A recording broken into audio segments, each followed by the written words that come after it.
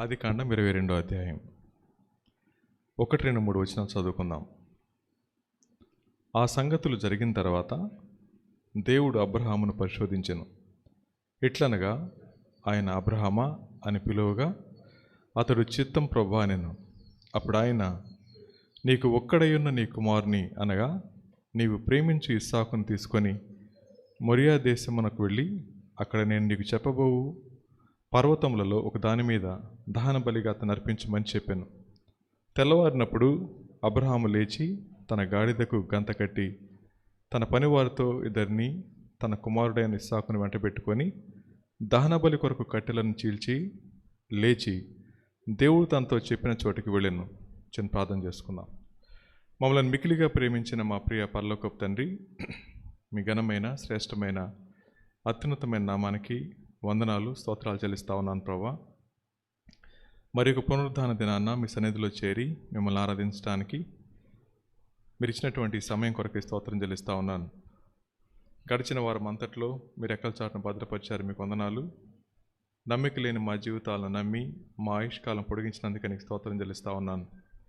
ఈ ఉదయకాల సమయాన్ని ప్రభా మీ సన్నిధిలో చేరి నేను ఆరాధించబోతూ ఉంటుండగా మా అందరి హృదయాలను దేవ వాక్యం తట్టు తిప్పగలగడానికి మీరు సహాయం చేయండి. మీరేమై ఉన్నారో అర్థం చేసుకొని మా హృదయపూర్తిగా మిమ్మల్ని ఆరాధించే కృప మా అందరికీ దయచేస్తున్నామని వేడుకుంటా ఉన్నాను. దేవా, తదుపరి మాట్లాడబోతున్న దాసును కూడా బలపరిచి మా అందరి క్షేమార్థమై వాడుకోమని వేడుకుంటూ మా ప్రభును రక్షకుడైన యేసయ్య పుణ్య నామంలో మిక్కిలి వినయంగా బ్రతిమాలి అడిగి వేడుకొని ప్రార్థిస్తున్నాం తండ్రి, ఆమెన్. ఆదికాండం 22వ అధ్యాయం మనందరికీ కూడా సుపరిచితమైనటువంటి అధ్యాయం. ఈ అధ్యాయంలో 22వ అధ్యాయం 5వ వచనం, 22వ అధ్యాయం 5వ వచనం, తన పనివారితో మీరు గాడిదతో ఇక్కడనే ఉండుడి, నేను ఈ చిన్న ఓడను అక్కడికి వెళ్ళి దేవునికి మ్రొక్కి మరలా మీ వద్దకు వచ్చేదామని చెప్పి దహనబలికి కట్టెలు తీసుకొని తన కుమారుడగు ఇస్సాకు మీద పెట్టి తన చేతితో నిప్పును కత్తిని పట్టుకొని పోయాను. వారిద్దరూ కూడి వెళ్ళుచుండగా ఈ మాట. ఆదికాండం 22వ అధ్యాయంలో మొట్టమొదటిసారి బైబిల్లో ఆరాధన అనే పదాన్ని మనం చూస్తాం. ఆదికాండం 22:5లో ఈ 22:5లో చెప్పబడిన మాట దేవునికి మ్రొక్కి అనే మాట. దేవునికి మ్రొక్కి అనే మాట కదా. లోకంలో మొక్కుబడి అంటే వేరు. మొక్కుబడి అంటే ఇలా అనుకుంటాం, నాకు ఇది చేస్తే నీకు అది చేస్తాను ప్రభు అని చెప్పి ఒక ఒడంబడికి చేసుకుంటాం. కానీ ఇక్కడ అబ్రహాం గారు ఏమంటున్నారండి అంటే దేవునికి మ్రొక్కి అనమాట. దీనికి శాఖ అనే పదం వాడారు.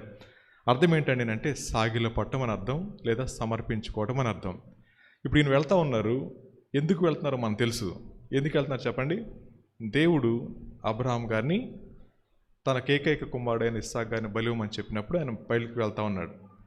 బలిపీఠాన్ని సమీపించడానికి వెళ్తా ఉన్న అబ్రహాం గారు ఆయన వాడిన పదం దేవునికి మ్రొక్కి అనే మాట.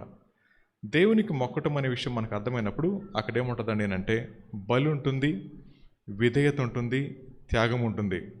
కానీ ఎప్పుడైతే మన జీవితాల్లో బలి, విధేయత, త్యాగం అనే విషయాలు మర్చిపోతామో ఆరాధన అంటే పాటలు పాడటం అనుకుంటాం, ఆరాధన అంటే లేదా స్తుతులు చెల్లించడం అనుకుంటాం జనరల్గా.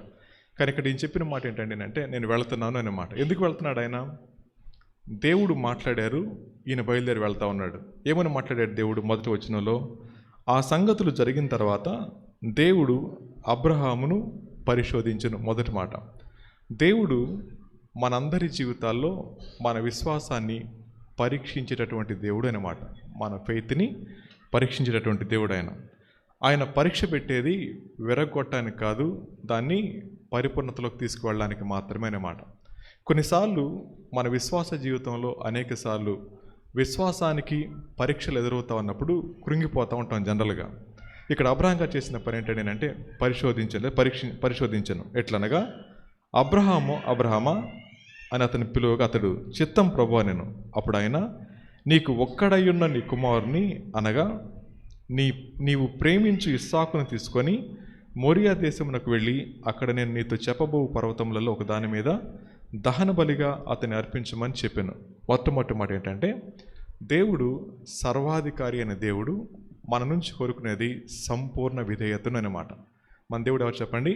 సర్వాధికారి అనే దేవుడు మన దేవుడు కోరుకునేది సంపూర్ణమైన విధేయతను మాత్రమే అన్నమాట. ఈ దినాన్న చాలామంది దేవుని దగ్గరికి వస్తూ ఉన్నాం, కానీ దేవుడు అడిగితే ప్రశ్నిస్తాం.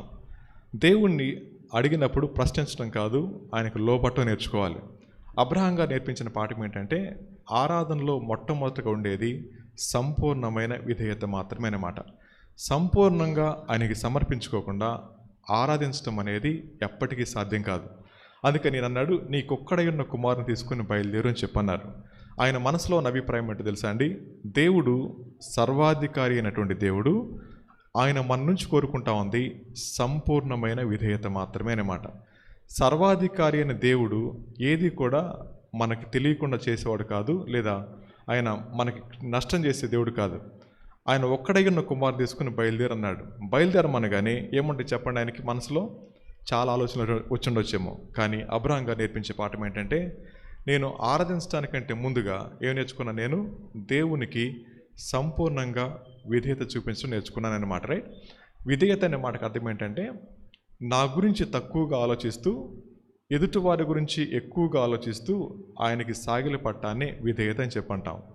నా గురించి తక్కువగా ఆలోచించుకోవాలి, ఎదుటివాని గురించి ఎక్కువగా ఆలోచిస్తూ సాగిలి పట్టం. ఇప్పుడు అబ్రహాం గారు ఏం చేస్తూ ఉన్నాడు? తన గురించి తక్కువ ఆలోచిస్తూ ఉన్నాడు. వాస్తవానికి తన కుమారుని తీసుకుని బయలుదేరి వెళ్తూ ఉన్నాడు. చాలా ఆలోచనలు ఉంటాయి తన గురించి, తన కొడుకు సంబంధాన్ని బట్టి. కానీ దానికంటే ఎక్కువగా ఎవరి గురించి ఆలోచిస్తూ ఉన్నాడు? ఆయన నా దేవుడు సర్వాధికారి అయినటువంటి దేవుడు. ఆయన గురించి ఆలోచిస్తూ ఉన్నప్పుడు ఆయన మనసులో ఉన్నటువంటిది దేవుడు ఏమై ఉన్నాడో ఆయన స్పష్టంగా అర్థం చేసుకొని ఆయన సంపూర్ణంగా సాగిలపడుతూ ఉన్నాడు. మన జీవితాల్లో దేవుడు కోరుకునేది మన పాటలు కాదు, పాటలకు భాగం మాత్రమే. దేవుడు కోరుకునేది సంపూర్ణమైన విధేయత అన్నమాట. అందుకే ఇక్కడ రాయబడినమాట. సమూయేలు మొదటి గ్రంథం 15వ అధ్యాయం 22వ వచనం చదువుకుందాం. సమూయేలు మొదటి గ్రంథం 15వ అధ్యాయం 22వ వచనం చదువుకుందాం. తాను సెలవిచ్చిన ఆజ్ఞను ఒకడు గైకొనుట వలన యెహోవా సంతోషించినట్లు.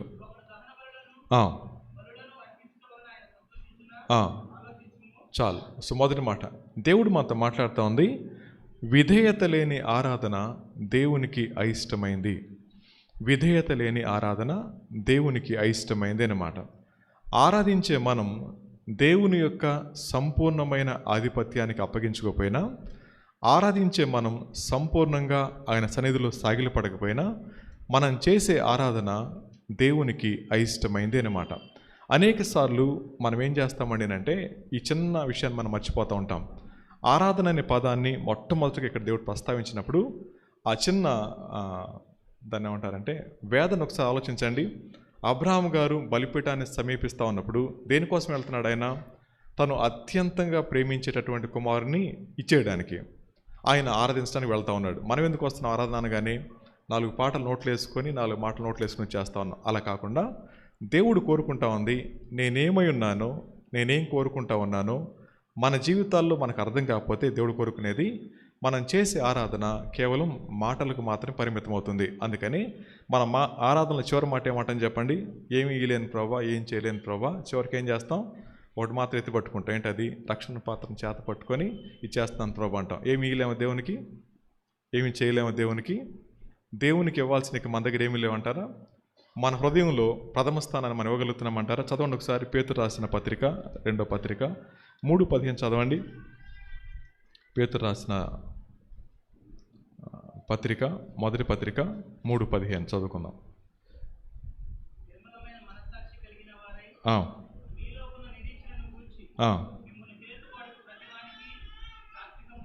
మొదటి పేతురు పత్రిక 3:15-16 వచనాలు. 3వ అధ్యాయం 15-16 వచనాలు. నిర్మలమైన మనస్సాక్షి కలవారై మీలో తమ్ముడు మీరు మాట్లాడింది కరెక్టే, క్షమించండి.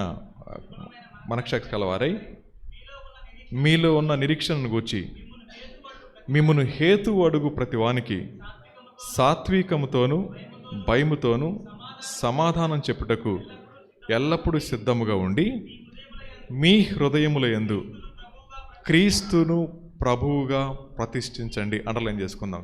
క్రీస్తును ప్రభువుగా ప్రతిష్ఠించండి. ఎక్కడ? మీ హృదయాల్లో. సో దేవుడు అందరి హృదయాల్లో ఉన్నాడు అనుకుందాం, విశ్వాసుల హృదయాల్లో. కానీ ఆయన రాజుగా ఉన్నాడా, బానిసగా ఉన్నాడా, రాజుగా ఉన్నాడా, సేవకుడిగా ఉన్నాడా, రాజుగా ఉన్నాడా, లేదా మనం ఆజ్ఞాపిస్తే చేసే పని వాడుకుంటా ఉన్నాడా? అనేక మంది హృదయాల్లో ప్రభు ఉన్నాడు, లేడని అనటం లేదు. కానీ ఆ ప్రభువుని సింహాసనం మీద ప్రతిష్ఠించుకోవాలి. సింహాసనం మీద ప్రభువు లేకపోతే కనబడేదాన్ని స్వయం అంటాం. సింహాసనం మీద ప్రభు లేకపోతే కనబడేదాన్ని అహంకారం అని చెప్పంటాం. సింహాసనం మీద ప్రభు లేకపోతే కనబడేదాన్ని దర్పం అంటాం, ధనం అంటాం, ఇంకేదైనా అనుకుంటాం. మన హృదయ సింహాసనం మీద ప్రభువుని కనుక ప్రతిష్ఠించుకోకపోతే ఆయన్ని సర్వాధికారిగా మనం ఆరాధించలేం అనే మాట. అందుకని ప్రభు అంటా ఉన్నారు, నువ్వు ఆరాధిస్తున్న మాట మంచిదే, కాదనడం లేదు. కానీ మన హృదయ సింహాసనం మీద ప్రభు ఉన్నాడా?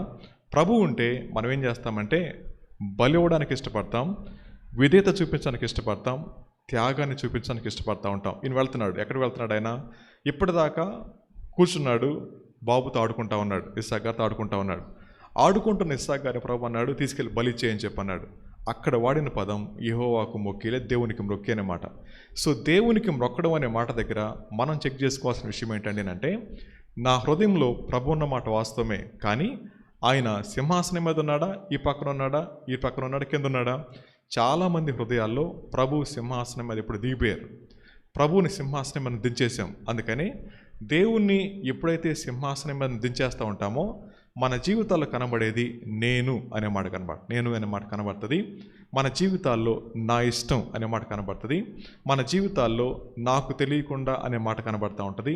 ఆ క్రమంలో నాకు అయిష్టమైన దాన్ని దేవుడు అడిగినా ఇవ్వను అనే స్థాయికి వెళ్ళిపోతూ ఉంటారు. గుర్తుపెట్టుకుందాం, పేతురు గారు చెప్తా అన్నమాట, ఆయన ప్రతిష్ఠించుకోండి అన్నమాట, ప్రతిష్ఠించుకోండి అన్నమాట. ఈ ఉదయకాల సమయంలో దేవుడు మన నుంచి కోరుకుంటా ఉంది, విధేయత లేని ఆరాధన దేవునికి అయిష్టమైంది. విధేయత లేని ఆరాధన దేవునికి అయిష్టమైంది. ఇప్పుడు విధేయత అంటే ఏంటి చెప్పండి అమ్మా? మన గురించి తక్కువగా ఆలోచించుకోవడం, దేవుని గురించి ఎక్కువగా ఆలోచించి ఆయనకి సాగిలపట్టం అనే మాట. ఇప్పుడు చెప్దాం, ఆరాధనలో చాలాసార్లు మనం ఏం చేస్తామంటే ఫాల్స్ హ్యూమిలిటీ చూపిస్తూ ఉంటాం. ఫాల్స్ హ్యూమిలిటీ అంటే మనలో లేని వాస్తవికతను మాటల్లో ప్రదర్శిస్తూ ఉంటాం. అవునండి దేవా, నేను దుర్మార్గుడిని, దుష్టుడిని, లేకపోతే నీచుడిని, దౌర్భాగ్యుని ప్రభా, మంటి కుప్పల్లో పెంట కుప్పలు అంటారు. అంతవరకు మాటలు, ఇవన్నీ మాటలు కదా, వాస్తవ జీవితం కాదు అది. వాస్తవ జీవితంలో ఆ భావం లేకుండా కేవలం మాటల్లో వ్యక్తీకరించడాన్ని బట్టి మనకి ఆత్మ సంతృప్తి రావచ్చేమో, కానీ ఆ ఆరాధన దేవునికి ఆమోదయోగ్యమైంది కాదు. అందుకని మనం చేసే ఆరాధన మన హృదయాన్ని ప్రతిబింబిస్తుంది, మన హృదయంలో దేవునికున్న స్థానాన్ని కూడా ప్రతిబింబిస్తుంది. అందుకని ఆరాధన అనేది ఉత్త మాటలు మాత్రమే కాదు, దానిలో ఏముండాలి చెప్పండి? త్యాగం ఉండాలి, దానిలో విధేయత ఉండాలి, దానిలో బలి ఉండాలి. ఈ మూడు లేకుండా మనం చేసే ఆరాధన కేవలం మాటలకు మాత్రం పరిమితం అవుతుంది అన్నమాట. ఇప్పుడు మాట చెప్తానే, లోకంలో చాలామంది దేవుళ్ళు కాని వారి కోసం వాళ్ళు భక్తి చేస్తూ ఉన్నప్పుడు మొక్కుకున్నారనుకోండి, వాళ్ళు ఏం చేస్తారు చెప్పండి?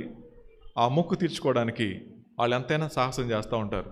కొంతమంది చెప్పులు లేకుండా వెళ్తారు, కొంతమంది ఇంకోటి చేస్తూ ఉంటారు. వాళ్ళు సమర్పణ అనుకోండి అది. అలా నిజ దేవుడు ఎవరో అర్థం కాని వారే వారు చేసినటువంటి మొక్కుబడి దగ్గర అంతగా అంటే ఫిజికల్గా వాళ్ళు అలా చేసుకుంటా ఉన్నారు. అలా చేసుకోమన్న ఉద్దేశం కాదు, కానీ అలాంటి సమర్పణ మనకెందుకు రావడం లేదు? అలాంటి త్యాగం మనకెందుకు రావడం లేదు అంటే దేవుని యొక్క ఆధిపత్యానికి, దేవుడు సర్వాధికారి అన్న విషయానికి మన మనసుల్లో స్థానం లేకపోవడమే. కాబట్టి దేవుడు మన హృదయంలో కేవలం మాటలకు మాత్రం పరిమితమై ఉన్నాడా, లేకపోతే హృదయంలో ఉన్నాడు అంటారా? అది మనం చెక్ చేసుకోవాలి. ఇది మొదటి మాట. రెండో మాట చదువుకుందాం, చదవండి. 2:3-4-5 వచనాలు. అప్పుడు ఆయన, నీకు కుమారుడైన ఒక్కడై ఉన్న నీ కుమారుని అనగా నీవు ప్రేమించు ఇస్సాకును తీసుకొని మొరియా దేశమునకు వెళ్ళి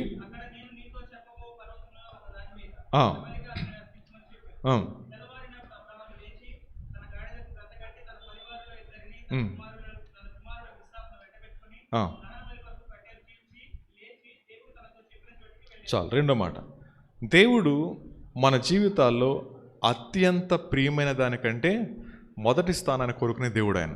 మన జీవితాల్లో మనకి అత్యంత ప్రియమైన దానికంటే మొదటి స్థానాన్ని కోరుకునేటువంటి దేవుడు ఆయన. ఇప్పుడు చూద్దాం, ఇస్సాకు గారు అంటే ఎవరు చెప్పండి? ఇస్సాకు గారు అంటే వాగ్దానం. ఇస్సాకు గారు అంటే ఎవరు చెప్పండి? భవిష్యత్. ఇస్సాకు గారు అంటే ఆనందం. ఇస్సాకు గారు అంటే ఆశ. 4 విషయాలు చెప్తాను. ఒకటి, ఇస్సాకు గారు అంటే వాగ్దానం. ఏమని వాగ్దానం చేశాడు దేవుడు?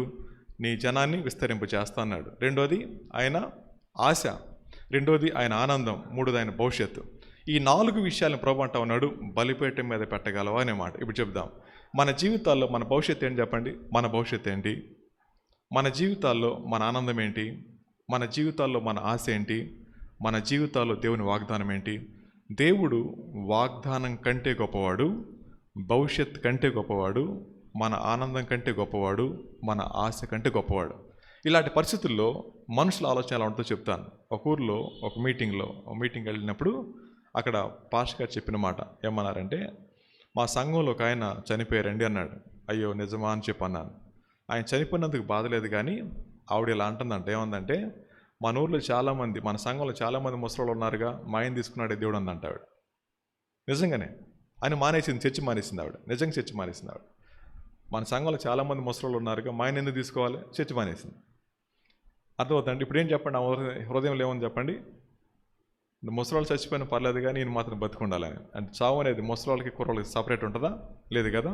ఆవిడ ఆలోచన అలా ఉంది కదా. ఆవిడేమనుకుంటుంది, నా ఆశ ఈయన, నా భవిష్యత్తు ఈయన, నా ఆనందమైన దేవుడు తీసేసాడు. దేవుడు తీసేయటం కాదు, ఆ సమయానికి అది జరిగిపోయింది. అలాంటి సమయంలో నా దేవుడు దేనికంటే గొప్పోడు, నా భవిష్యత్తు కంటే గొప్పోడు, నా ఆనందం కంటే గొప్పోడు, తర్వాత నా ఆశ కంటే గొప్పోడు, నా యొక్క వాగ్దానం కంటే గొప్పోడు అనమాట. ఇప్పుడు అబ్రాం గారు ఏమంటున్నారు, ప్రభా నువ్వు ఇచ్చావు, నేను తీసుకొచ్చేస్తా ఉన్నాను. ఏం చెప్పండి, నువ్వు ఇచ్చిన వాగ్దానాన్ని నమ్ముతున్నాను. రెండోది భవిష్యత్తును కూడా నేను నమ్ముతున్నాను. ఎందుకంటే వీడికంటే గొప్ప భవిష్యత్తును ఇవ్వగలవు, వీడికంటే గొప్ప వాగ్దానం ఇవ్వగలవు, వీడికంటే గొప్ప ఆనందాన్ని ఇవ్వగలవు. ఎందుకంటే అంటే 25 సంవత్సరాల కళ ఈ అబ్రాం గారు, ఇస్సాక్ గారు, 25 సంవత్సరాల ఆనందం లేదా ఎదురుచూపు ఇస్సాక్ గారు. అలాంటి దాన్ని తీసుకెళ్ళి ఎక్కడ పెడతా ఉన్నాడు, బలిపీఠం మీద పెడతా ఉన్నాడు. ఇప్పుడు చెప్పండి, ఆరాధించబోతా ఉన్న మనం మన హృదయంలో అత్యంత ప్రియమైన దాన్ని, దేవుని కంటే ఘనంగా ఎంచేదాన్ని బలిపీఠం మీద పెట్టమంటే పెట్టగలుగుతామంటారా? కొంతమందికి కొన్నిసార్లు ఇది ఎలా ఉంటుందండి అంటే, ప్రాచీన కాలంలో వాళ్ళు చూసేవాడు నేను, సహోదరులు పొద్దున్నే లేచి తన భర్త ముఖం చూసేవాళ్ళు అనుకుంటా. పొద్దున్నే లేచి తన భర్త ముఖం చూసుకునేవాళ్ళు. అంటే ఉన్నాడు చచ్చిపోయాను అనమాట, రైట్. ఉంటేనేమో కాస్త ఇటు అనుకునేవాళ్ళు అంట, లేకపోతే వదిలేసేవాళ్ళు. ఇప్పుడు భర్తలు లేగట్లేదు కదా, భార్యలు లేగట్లేదు, భర్తలు లెగుస్తారని నాకు తెలిసింది. నాకు మరి అది అంతవరకు నిజం తెలియదు. అలా పొద్దున్నే లేచి వాళ్ళ ముఖం చూసినప్పుడు వాళ్ళకి ఆనందం వస్తుంది. ఎందుకని, నా భవిష్యత్తు అయినా, నా భద్రత అయినా, నా ఆనందం అయినా. లేకపోతే మనం చేయగలిగింది ఏమీ లేదు. ఇప్పుడు నా ప్రశ్న ఏంటండి అంటే, ఈ దినాల్లో మనం చేసేటటువంటిది అత్యంత ప్రియమైంది ఏం చెప్పండి. ఇప్పుడు మనకి ప్రభువా లేకపోతే సెల్ ఫోనా? అంటే ఇప్పుడు ఆయన ముఖం చూడట్లేదు, సెల్ ఫోన్ ముఖం చూసుకుంటున్నారంట, అంతేనా? ఇప్పుడు అర్థమవుతుందండి. పొద్దున్న లేచి వాళ్ళ భర్త గారి ముఖం చూసేవాళ్ళంట ప్రాచీన కాలంలో. ఇప్పుడేమో సెల్ ఫోన్ ముఖం చూసుకుంటున్నారు. ఆయన ముఖం కంటే అదే బాగున్నట్టుందే, మరి మనకు తెలియదు కాబట్టి. ఇప్పుడు నా ప్రశ్న, మన జీవితంలో అత్యంత ప్రియమైంది ప్రభువా ఇంకేదైనా? ఆ ఏదైనా అన్న విషయాన్ని ప్రభు బలిపీఠం మీద పెట్టగలుగుతామంటారా? అది ఉద్యోగం కావచ్చు, మన జీవితం కావచ్చు, మన ఆనందం కావచ్చు, మన ఆశ కావచ్చు. వాటిని బలిపీఠం మీద పెట్టడానికి ఇష్టపడలేకపోతున్నామండి అంటే ఆయన ఏమై ఉన్నాడో మనకు అర్థం చేసుకోలేకపోవడమే. ప్రియమైన వాళ్ళారా, ప్రభు మన నుంచి కోరుకుంటా ఉంది, మన జీవితాల్లో దేవుడు ఇలా అంటా ఉన్నారు, మొదటి స్థానం ఆయనకి ఇవ్వాలి. వ్యక్తికి కానీ, వస్తువు కానీ, ఉద్యోగానికి కానీ, మరి దేనికైనా కానీ ప్రథమ స్థానాన్ని మనం తీసేస్తున్నామండి అంటే ఆయన ఇష్టపడే దేవుడు కాదనమాట. సో ఆరాధన దగ్గర మొట్టమొదటి సరి చేసుకోవాల్సింది ఏమనుకున్నాం, ఆయన సర్వాధికారి అయినటువంటి దేవుడు, ఆయన్ని హృదయంలో రాజుగా ప్రతిష్ఠించుకోవాలి. రెండో మాట ఏమనుకున్నాం, అత్యంత ప్రియమైన దాన్ని ఆయన కంటే ఘనంగా ఎంచకూడదు, ఆయనకు అప్పగించడానికి ఇష్టపడాలి. అది అబ్రాం గారు చేశారు. సో మూడో మాట ఏమనుకున్నాం, ఆయన మన విశ్వాసాన్ని పరీక్షించే దేవుడు అన్నప్పుడు ఆయన జ్ఞానయుక్తమైనటువంటి దేవుడు. ఆయన అనేకసార్లు మన జీవితాల్లో విశ్వాసాన్ని పరీక్షించే పరిస్థితులు వస్తాయి. షడ్రక్, మేషక్, అబేద్నెగోలకి వాళ్ళని తీసుకెళ్ళి అక్కడ పడేశారు. పడినప్పుడు ఏమంటారు చెప్పండి, రాజా మా దేవుడు రక్షించగలిగిన సమర్థుడు, అయినప్పటికీ మేము ఈ దండం పెట్టాం అన్నప్పుడు ఏం ఆశించి దండం పెడుతున్నారు వాళ్ళు? అయినప్పటికీ అంటే అర్థం ఏంటి చెప్పండి, నా విశ్వాసం పరీక్షింపబడొచ్చేమో కానీ ఆ పరీక్షలో నేను గెలవచ్చు కానీ నా దేవుడు గొప్పోడే. మనం చాలాసార్లు ఏమంటామంటే, ప్రభా నేను మంటి కుప్పలో నుంచి పైకి తీసుకొచ్చే ప్రభా అంటాం, తీసుకురాకపోతే ఆయన దేవుడు కాదన్నట్టు, అంతే కదండి. ఇప్పుడు వీళ్ళేమంటున్నారు, ప్రభా మేము అగ్నిగుండంలో పడేసినా కాలిపోటానికి సిద్ధమే, కాల్చబడకుండా కాపాడగలడు, కాపాడకపోయినా దేవుడే. ఆ మాట మనం అంటా ఉన్నప్పుడు ఆరాధన అన్నిటికీ మించింది. మనం పాట దగ్గర ఆపేస్తాం, థ్యాంక్స్ గివింగ్ దగ్గర ఆపేస్తాం, కానీ దానికంటే మించింది అది. ఆ మించిన అనుభవం మన అంతరంగంలో లేకపోతే ఆ ఆరాధనకు అర్థం లేదు అనే మాట. అందుకని బైబిల్లో ఉన్న అనేక మంది విశ్వాసుల జీవితాల్లో దేవుని గురించి అర్థం చేసుకుని ఆరాధించిన విధానం వేరు, నేటి దినాన సంఘాల్లో మనం ఆరాధించే విధానం వేరు. అందుకని దేవుడు కోరుకుందని తెలుసా అండి, సంపూర్ణమైన సమర్పణ లేకుండా, సంపూర్ణమైన ఇష్టాన్ని ఆయన పట్ల చూపించకుండా మనం చేసే ఆరాధన దేవునికి అంగీకారయోగ్యమైనది కాదు. ఈయనంటా ఉన్నారు, ఆయన కన్నులెత్తి చూశాడు. 3వ వచనంలో ఉన్నాడు, తెల్లవారినప్పుడు అబ్రహాం లేచి తన గాడిద గంత కట్టి తన పనివారిలో 2 తన కుమారుడగు ఇస్సాకును వెంటబెట్టుకొని దహన బలి కొరకు కట్టెలు చీల్చి లేచి దేవుడు తనతో చెప్పిన చోటకి వెళ్ళాను అనే మాట అన్నప్పుడు, కట్టెలు కొట్టేటప్పుడు, మూట కట్టేటప్పుడు, గంతలు కట్టేటప్పుడు తన మనసు చూడండి ఎలా ఉంటుందో. దేన్ని తీసుకొని పోతున్నాడు ఆయన? గాడిదని కాదు, తన ఇష్టాన్ని, తన భవిష్యత్తుని, తన ఆశని, తన ఆనందాన్ని కదా. ఇలాంటి పరిస్థితుల్లో ఆరాధించడానికి ఇష్టపడతా ఉన్నప్పుడు హృదయం బద్దలవుతూ ఉండాలి. ఎందుకంటే నేనంటే, ప్రవ్వా అన్నిటికంటే మించినాడు కదా నువ్వు, అన్నిటికంటే మించినాడు కదనమాట. ఈ మాట మనం జ్ఞాపకం చేసుకుందాం. ఆ తర్వాత మాట ఏంటండి అంటే 13-14 వచనాలు చదువుకుందాం. 22-13-14 వచనాలు. అప్పుడు అబ్రహాము కన్నులెత్తి చూడగా పొదలో కొమ్ములు తగులుకొని ఉన్న ఒక పొటేలు వెనక తట్టు కనబడెను. అబ్రహాము వెళ్ళి ఆ పొటేలును పట్టుకొని తన కుమారునికి మారుగా పెట్టి దహన బలిగా అర్పించెను. అబ్రహాము ఆ చోటికి యెహోవా ఈరే అనే మాట చెప్పాడు. ఈ మాటలో అడగడం మాత్రమే కాదు, మనం అడిగిన దాన్ని అప్పటికే సిద్ధపరిచేటటువంటి దేవుడు ఆయన.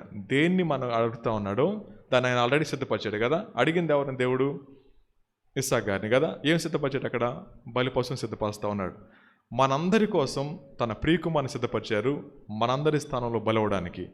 అలా ప్రభు సమస్తాన్ని సిద్ధపరుస్తూ ఉన్నప్పుడు మనం గుర్తుపెట్టుకోవాల్సిన మాట ఏంటండి అంటే, అడిగిన దాన్ని ఇవ్వగలిగే కృపను కూడా ఆయనే సమకూరుస్తూ ఉంటాడు.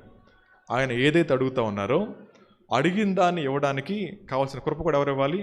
ఆయన మాత్రం ఇవ్వాలి. ఆ కృప ఆయన ఇవ్వకపోతే మనం ఇవ్వలేము. అర్థమవుతుంది. ఇప్పుడు ఏమడిగాడు ప్రభు అబ్రహాం గారిని? నీ కుమారుని ఇచ్చే.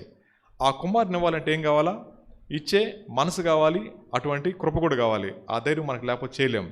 ఈ మాట దగ్గర మనం గుర్తు చేసుకోవాల్సిన మాట ఏంటండి అంటే, దేవుడు అడిగేవాడు మాత్రమే కాదు, అడిగిన దాన్ని ఇచ్చే కృపను కూడా అనుగ్రహించేటటువంటి దేవుడు అన్నమాట.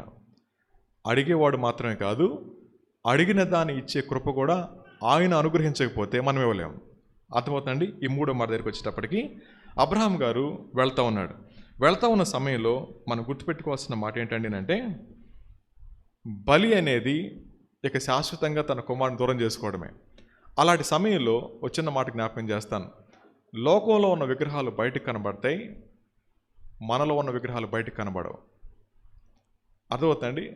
లోకంలో ఉన్న వాటిని వాళ్ళు ఆరాధిస్తూ ఉంటారు, మన లోపల ఉన్న వాటిని ఆరాధిస్తూ ఉంటాం. అనేక మంది జీవితాల్లో, క్రైస్తవుల జీవితాల్లో విగ్రహాలు లోపల ప్రతిష్ఠించబడినాయి. ప్రతిష్ఠించబడిన విగ్రహాలు తీసివేయకపోతే ఆరాధన దేవుడు తీసుకోలేడు, స్వీకరించలేరు. అబ్రహాం గారికి అప్పటిదాకా ఏమని చెప్పండి, దేవుని ప్రేమిస్తూనే ఉన్నాడు. అట్ ద సేమ్ టైం సైమల్టేనియస్గా ఎవరిని ప్రేమిస్తూ ఉన్నాడు? ఎక్కువగా ఇస్సాకు గారిని ప్రేమిస్తూ ఉన్నాడు. ఇప్పుడు ప్రభు ఏం చేశాడు చెప్పండి? హృదయములో దాచబడిన విగ్రహాన్ని తీసివేసిన మరుక్షణం ప్రభు అన్నాడు, అబ్రహామా ఆ పిల్లాడిని ఏం చేయొద్దన్నాడు అనమాట. గుర్తుపెట్టుకోండి, కత్తెత్తాడు బలివ్వడానికంటే ముందుగానే ఏం చేశాడు చెప్పండి? తన లోపల ఉన్న విగ్రహాన్ని చంపకపోతే చెయ్యి పైకి లెగదు. తన అంతరంగంలో ప్రేమను పంచుకున్న ఆ కుమారుని మీద ఆ మమకారం చంపుకోకపోతే కత్తి పైకి లేపలేడు. సో ప్రభు అన్నాడు, నీ హృదయంలో లేదా మన హృదయాల్లో దేవుని కంటే ఎక్కువగా దేన్ని మనం అమితంగా ప్రేమిస్తూ ఉన్నామో దాన్ని తీసివేయనంత వరకు కూడా మన కత్తి మన మీద ఎలాడుతూనే ఉంటుంది. అది తీసివేసిన మరుక్షణం ప్రభు అంటాడు, ఆపేసే ఇక చాలు అన్నమాట. అందుకనే బైబిల్ మనం నేర్పించే పాఠం ఏంటంటే, అడిగిన దాన్ని ఇచ్చే కృప కూడా ఆయనే మన జీవితాల్లో స్థాపించే దేవుడు అన్నమాట. సో దేవుడు అనుగ్రహించకుండా ఇవ్వగలగడం అనేది సాధ్యం కాదు. ఇప్పుడు చెప్పండి, ఆరాధించే కృప ఎవరు ఇవ్వాలి? ప్రభు ఇవ్వాల్సిందే. మన పరిస్థితుల కంటే భిన్నంగా, మనం వెళ్ళే పరిస్థితుల కంటే భిన్నంగా ఆయన ఆరాధించగలుగుతున్నామని అంటే ఆ కృప కూడా ఎవరు ఇవ్వాలి? ప్రభు మాత్రం ఇవ్వగలగాలి. కొన్నిసార్లు కన్నీళ్ళు ఉంటాయి. ఒక మాట చెప్తాను, ఈరోజు కొంతమంది జీవితాలు ఆనందం ఉండి ఉండొచ్చు, ఈ రోజున కొంతమంది జీవితాలు దుఃఖం ఉండి ఉండొచ్చు. ఒక వీధిలో పెళ్లి జరగవచ్చు, ఒక వీధిలో శవాన్ని మోసుకెళ్ళచ్చు. ఒక చోట హాస్పిటల్లో ఉండొచ్చు, ఒక చోట ఏమో పబ్లో ఉండొచ్చు. చాలా విచిత్రమైన పరిస్థితులు కనపడతా ఉంటాయి. ఇన్ని పరిస్థితుల మధ్య మనం ఇక్కడ కూర్చుని ఉన్నాం. ఇలాంటి పరిస్థితుల్లో పైకి కనబడేంత సంతోషంగా మనం ఏమి లేము. మన హృదయాల్లో కొంతమంది అగ్నిపర్వతాలు ఉంటాయి.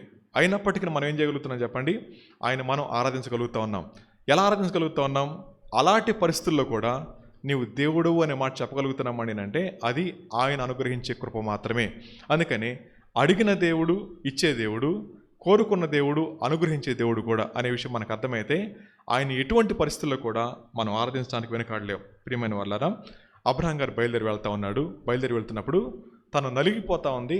బయట ఉన్న కొడుక్కి కనబడే బలిపీఠానికి కాదు, తన అంతరంగంలో ఉన్న కొడుక్కి దేవునికి మధ్య, తన హృదయంలో ఉన్న తన కొడుక్కి దేవునికి మధ్య. ఇప్పుడు చెప్పండి, ఆరాధించడానికి వెళ్తా ఉన్న మనం ఒక పాట ఎత్తుకోవడం కంటే ముందు మన హృదయ సింహాసనం మీద ప్రతిష్ఠించుకున్నామంటారా? ప్రతిష్ఠించుకుంటే ఆయన అడిగిన దానికి సరెండర్ అవుతున్నామంటారా? మూడోది, ఆయన పరీక్ష కోసం అప్పగించుకుంటే లోపడగలుగుతున్నామంటారా? ఇది మనం నేర్చుకోవాల్సిన పాఠం. ఆ తర్వాత మాట ఏంటండి అంటే చివరి మాట చూద్దాం. 15-16 వచనాలు. యెహోవా దూత రెండవ మారు పరలోకం నుండి అబ్రహామును పిలిచి ఇట్లనెను, నీకు ఒక్కడే అయ్యున్న నీ కుమారుని వెనుదీయలేదు గనుక ఈ కార్యము చేసినందున నేను నిన్ను ఆశీర్వదించి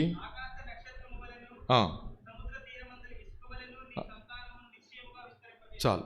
సంపూర్ణ సమర్పణ ద్వారా చేసే ఆరాధన మన జీవితాల్లోనికి ఆశీర్వాదం తీసుకొస్తుంది. సంపూర్ణ సమర్పణ ద్వారా మనం చేసే ఆరాధన మన జీవితాల్లోనికి ఆశీర్వాదం తీసుకొస్తుంది అన్నమాట. కంప్లీట్గా మనం దేవునికి సమర్పించుకోకపోతే మనం దేని అడ్డుకుంటాం చెప్పండి? మన జీవితాల్లో ఆశీర్వాదాన్ని అడ్డుకుంటా ఉన్నాం. అందుకని అనేక సార్లు ఆరాధన పెదాలకు సంబంధించింది అయితే, ఆరాధన మాటలతో ఆగిపోయేది అయితే ఏం ఆగిపోతా ఉన్నాయి? వెనకతల దేవుని యొక్క ఆశీర్వాదాలు ఆగిపోతా ఉన్నాయి. ఇప్పుడు చెప్పండి, దేవుడు అబ్రహాం గారిని పిలిచినప్పుడు ఇస్కరేణులు అనే మాట గుర్తొస్తుంటారా? అబ్రహాం గారికి ఇస్సాకు గారిని తీసుకెళ్ళడానికి గాడిద గంతలు కట్టినప్పుడు ఈ వాగ్దానం అని తెలుసా? తెలియదు కదండి. అబ్రహాం గారు ఇస్సాకు గారిని తీసుకొని ఆ పని వాళ్ళని పక్కన పెట్టి కొండెక్కుతా ఉన్నప్పుడు ఈ ఆశీర్వాదం తెలుసా? తెలియదు కదా.